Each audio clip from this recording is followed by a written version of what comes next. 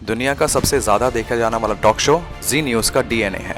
इसे प्रति माह 5 करोड़ लोग देखते हैं। YouTube पे काफी बड़े पैमाने पर YouTube चैनल्स हैं जो डीएनए का मजाक उड़ाते हैं और काफी कम ऐसे चैनल हैं जो डीएनए के संदेश का विश्लेषण करते हैं, उसके पीछे की साजिश का विश्लेषण करते हैं, यह समझने की कोशिश करते हैं कि अपने कवरेज से सुधीर चौधरी, जी न्यूज नेटवर्क का उद्देश्य क्या है, इनका लक्ष्य क्या है और कैसे बड़ी समझदारी से यह लोग बहस करते हैं, ये लोग चित्र दिखाते हैं ताकि ये जो 5 करोड़ लोग इनको प्रति माह देखते हैं, इनकी भक्ति कैसे बढ़ाई जाए और अगर यह खुद भक्त नहीं है तो इन्हें भक्त कैसा बनाया जाए। इसीलिए हमारा YouTube चैनल अलग है।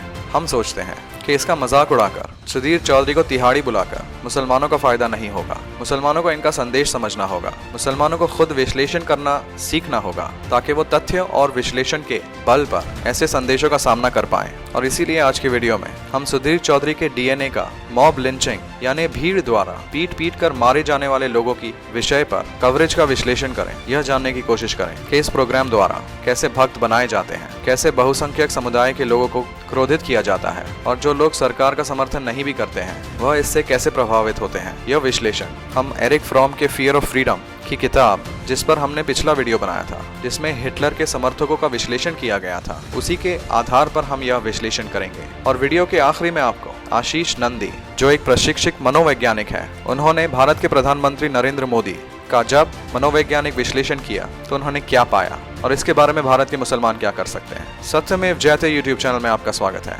आज का विश्लेषण सुधीर चौधरी के डीएनए प्रोग्राम का विश्लेषण है, जिसमें वह उन 49 लोगों की बात कर रहे हैं जिन्होंने भारत के प्रधानमंत्री को पत्र लिखकर कहा कि देश में मॉब लिंचिंग यानी भीड़ द्वारा मार के मार डालने की प्रथा मुसलमानों और दलितों के खिलाफ बढ़ रही है और इसे रोका जाना चाहिए। यह विश्लेषण हम एरिक फ्रॉम के विश्लेषण के हिसाब से भी करेंगे, जहां पर उन्होंने कहा था कि हिटलर के समर्थक अपने विरोधियों को गालियां देते थे, उनके खिलाफ आक्रामक हो जाते थे, वह अपनी गलतियां उसी समूह में देखते थे और उनकी वास्तविकता का सच्चाई से कोई नाता नहीं था। यही चीज एक एक करके आप सुधीर चौधरी को बोलते हुए देखेंगे, उसके संदेश में पाएंगे और यह पूरे विश्लेषण का उद्देश्य एक है, भक्तों की भक्ति बढ़ाएं, उन्हें आधे सच बताकर उन्हें बाकी लोगों के साथ बात करने के लिए विषय दें। इस तरह प्रस्तुत करने की कोशिश करें कि सारी गलतियां तो उनके विरोधियों में हैं और वह सही है और उनका जो नेता कर रहा है वह सही है और वह लोग जो सरकार के आज तक समर्थक नहीं हैं, जो हिंदू हैं, अपनी गौरव की वजह से सरकार का समर्थन करना चालू करें।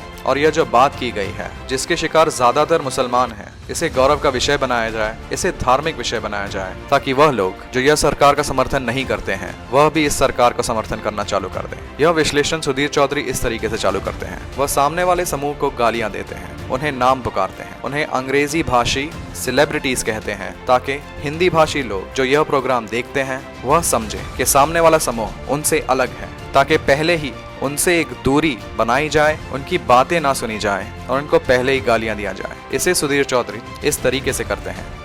सूडो सेकुलर्स देश के सेलिब्रिटीज और राजनीतिक कार्यकर्ताओं का मन पसंद शब्द बन गया है मॉब लिंचिंग रहेंगे। सच तो यह है कि ये बुद्धिजीवी हैं ही नहीं, ये शानदार अंग्रेजी बोलने वाले कुछ सेलिब्रिटीज हैं, वो भी ऐसे सेलिब्रिटीज जिनके पास आजकल काम की बहुत कमी है और ये अलग अलग व्यवसायों से जुड़े हुए हैं। देश के मीडिया ने इन्हें बुद्धिजीवियों के तौर पर पेश किया है आप सबके सामने और ये भी यही चाहते हैं। अंग्रेजी में इसे पब्लिक रिलेशंस कहते हैं और इसी पीआर की बदौलत इन्होंने देश के लोगों के दिमाग में भी बुद्धिजीवी वाली छवि अपनी बना ली है। लेकिन सिर्फ बुद्धिजीवी कहलाने से कुछ नहीं होता, सही और गलत को समझने की बुद्धि भी होनी चाहिए। सुधीर चौधरी अपने इस प्रोग्राम में उन्हीं लोग का नाम लेते हैं जिनको गाली देना आसान है। अभिनेता, संगीतकार, फिल्म निर्माता जैसे लोगों का ही नाम लेते हैं। वह उन प्रोफेसर्स की बात नहीं करते हैं जिन्होंने इस पत्र पर हस्ताक्षर किए, जैसे प्रोफेसर आशीष नंदी। इन्होंने मनोविज्ञान में पीएचडी किया है, 20 से ज्यादा किताबें लिखी है, जिनको फॉरेन पॉलिसी मैगजीन में दुनिया के टॉप 100 बुद्धिजीवियों की लिस्ट में रखा था।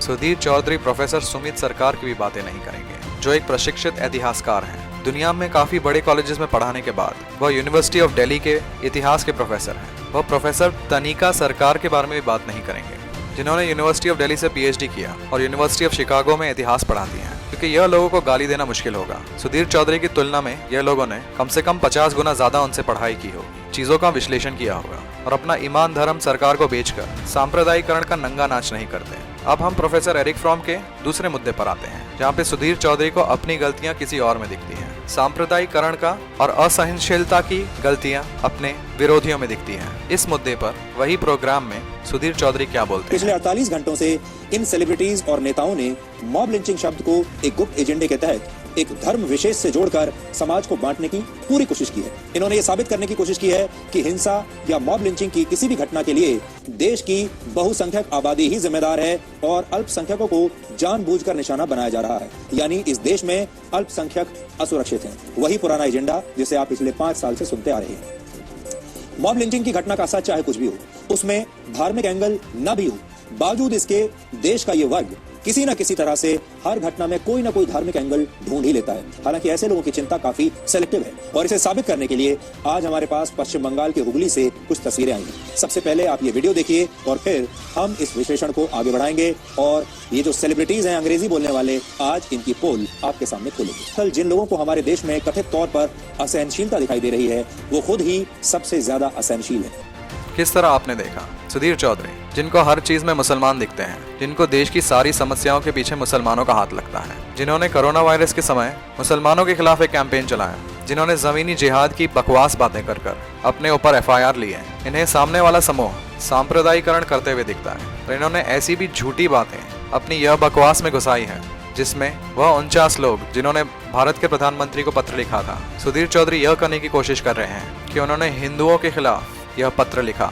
ऐसा कुछ भी पत्र में नहीं लिखा गया था, पर यह कार्यक्रम कोई देखने वाला जो मोदी सरकार का समर्थक ना भी हो, वह अपने धर्म का नाम सुनते ही क्रोधित हो जाएगा। यह बात उसके गौरव पर, उसके धर्म पर आ जाएगी, जिसके कारण वह इस समूह की तुलना में मोदी सरकार का पक्ष और सुधीर चौधरी का पक्ष ज्यादा पसंद करेगा। इसी तरह भक्त बनाए जाते हैं। एक आदमी भक्त ना भी हो, सिर्फ हिंदू हो, उसे यह दिखाया जाता है कि देश के हिंदू खतरे में हैं। हर जगह देश में हिंदुओं पर वार किया जा रहा है और वह अगर भारत के प्रधानमंत्री का समूह का सदस्य नहीं बनता है तो वह अपने आप को नहीं बचा पाएगा। हर चीज का सांप्रदायिकरण करने वाले सुधीर चौधरी को अपनी गलतियां सामने वाले समूह में दिखती हैं और एक प्रोफेसर को 2 झापड़ क्या मार दिए पश्चिम बंगाल में, उन्हें यही मॉब लिंचिंग लगती है। उनको पहलू खान, तबरेज अंसारी, जिनको मार कर मार दिया गया, वह मॉब लिंचिंग नहीं लगती। अब हम यह बताएंगे कि एरिक फ्रॉम का तीसरा मुद्दा, जहाँ पे एक भक्त उसकी वास्तविकता सच्चाई से बहुत दूर होती है। सुधीर चौधरी अब रविंद्रनाथ टैगोर, श्यामा प्रसाद मुखर्जी और सुभाष चंद्र बोस, जो तीनों भी पश्चिम बंगाल के थे,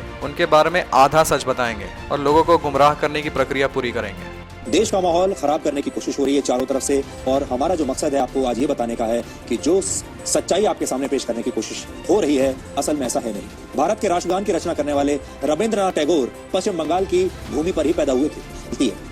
ठीक इसी तरह पश्चिम बंगाल की भूमि ने देश को श्यामा प्रसाद मुखर्जी जैसा महापुरुष दिया। श्यामा प्रसाद मुखर्जी ने यह नारा दिया था कि एक देश में 2 विधान, 2 निशान और 2 प्रधान नहीं चलेंगे। वो भारत में कश्मीर के संपूर्ण विलय के लिए संघर्ष करने वाले नेता थे। वो कश्मीर को स्पेशल स्टेटस देने के खिलाफ थे, जो समस्या आज जिसका हम सब सामना कर रहे हैं, जिसकी वजह से उन्होंने वर्ष 1953 में कश्मीर का दौरा किया था और इसी दौरान रहस्यमय परिस्थितियों में उनकी मौत हो गई थी। महान स्वतंत्रता सेनानी सुभाष चंद्र बोस को कौन भूल सकता है, जिन्होंने देश की आजादी के लिए तुम मुझे खून दो मैं तुम्हें आजादी दूंगा का नारा दिया था। नेताजी सुभाष चंद्र बोस ने अपनी नेतृत्व क्षमता से आजाद हिंद फौज को जोश से भर दिया था। ये सुभाष चंद्र बोस द्वारा छेड़ा गया ऐतिहासिक संग्राम था जिसमें अंग्रेजों की सेना के 45,000 से ज्यादा सैनिकों की मौत हुई थी। सुधीर चौधरी आपको रविंद्रनाथ टैगोर के बारे में यह नहीं बताएंगे कैसे उन्होंने गांधी जी को खत लिखे थे और हिंदू मुस्लिम एकता की बातें की थी। उन्होंने अपने खत में यह लिखा था कि गांधी जी हिंदुओं को प्रोत्साहित करें कि वह मुसलमानों का दिल जीतें और यह दोनों समुदाय मिलकर भारत के विकास में योगदान दें। उन्होंने अपने खत में लिखा था कि हिंदुओं के दिल में मुसलमानों के खिलाफ बहुत बड़े पैमाने पर नफरत है और यह नफरत भारत के विकास में बाधा बनेगी और यह नफरत निकालने का काम पूरे देश में सिर्फ गांधी जी ही कर सकते हैं। उन्होंने गांधी जी को यह भी कहा था कि वह हिंदू महासभा और RSS से बात करें ताकि वह मुसलमानों के खिलाफ अपनी नफरत कम करें और उनके साथ भारत की विकास की बातें करें। सुधीर चौधरी यह नहीं बताएंगे किस तरह श्यामा प्रसाद मुखर्जी ने यह कहा था कि देश में जो भी मुसलमान हैं उन्होंने धर्म परिवर्तन किया है क्योंकि वो उससे पहले दलित थे, अछूत थे और देश के मुसलमानों का स्तर दलितों के जैसा ही होना चाहिए। किस तरह श्यामा प्रसाद मुखर्जी ने हिंदू महासभा के सदस्यों को क्विट इंडिया मूवमेंट के दौरान अंग्रेजों की मदद करने के लिए प्रोत्साहित किया, गांधी जी के खिलाफ लड़ने को कहा। सुधीर सुभाष चंद्र बोस जी का साहस के बारे में बात कर रहे हैं पर वह यह नहीं बताएंगे किस तरह हिंदू महासभा और RSS ने नेताजी के साथ विश्वासघात किया और अपने सारे सदस्यों को अंग्रेजों की सेना में सदस्यता लेने के लिए प्रोत्साहित किया और दूसरे विश्व युद्ध के लिए अंग्रेजी सेना की मदद के लिए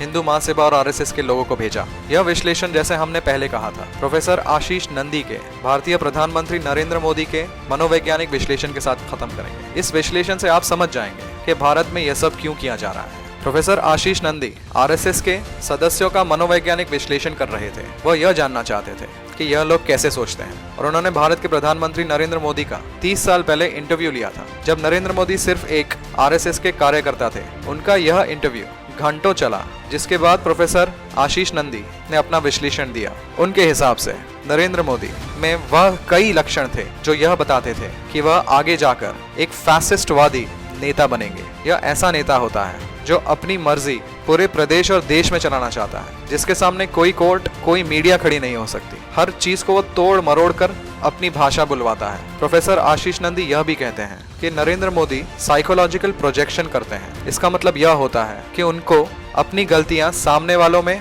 और अपने विरोधियों में दिखती हैं। और आशीष नंदी इसके बारे में भी बताते हैं कि नरेंद्र मोदी को यह लगता था कि पूरी दुनिया भारत के खिलाफ एक साजिश कर रही है, जिसमें भारत के मुसलमान भारत के खिलाफ काम कर रहे हैं और भारत का हर मुसलमान एक देशद्रोही या आतंकवादी है। यह विश्लेषण उन्होंने 30 साल पहले किया था और यह सारी चीजें आज हमें सच होती हुई दिख रही हैं। हम यह वीडियो बनाकर भारत के मुसलमानों को विश्लेषण करना सिखाना चाहते हैं, ताकि वो तथ्यों के दम पर, विश्लेषण के दम पर अपनी बात रखना सीखें और इंसानियत के तौर पर अपने विरोधियों से बात करें, ताकि इंसानियत वैज्ञानिक सोच के बल पर भारत के मुसलमान अपने ऊपर आने वाली समस्याओं को टालने का प्रयत्न करें। अगर आपको यह हमारा विश्लेषण पसंद आता है तो यह ज्यादा से ज्यादा मुसलमान भाइयों के साथ व्हाट्सएप, फेसबुक, इंस्टाग्राम पर शेयर करें। यह वीडियो लाइक करें और हमारे चैनल को सब्सक्राइब करें। सच दिखाना हमारा कर्तव्य है और सच पराजित कभी नहीं हो सकता। सत्यमेव जयते।